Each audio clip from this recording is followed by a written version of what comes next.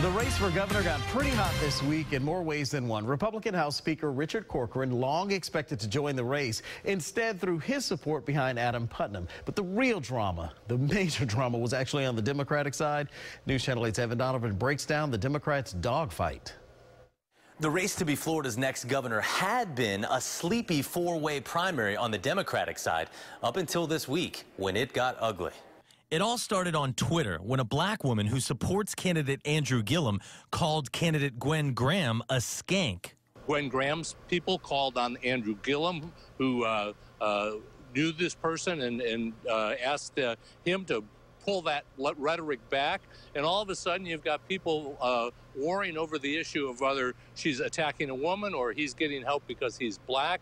And that's the race card here that this PAC is playing. They're trying to elect him.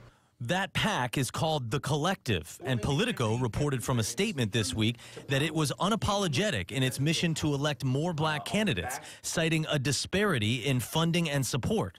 They're spending $700,000 primarily in the Democratic-rich Palm Beach County area to say that Gwen Graham voted against President Obama 52% of the times, and she's really not a Democrat at all.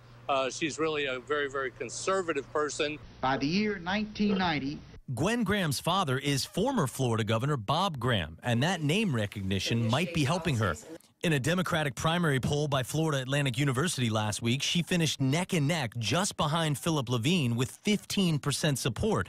But 42% of the poll's registered voters were still unsure, making this infighting among Democrats even more counterproductive to their cause. Reminds you of Will Rogers. I don't belong to an organized party. I'm a Democrat. Or what others say about Democrats, they're a circular firing squad, and that's what this week looked like. Don't forget, you can catch all your local and state political news every Sunday morning at 9:30 on Politics on Your Side, right here on News Channel 8.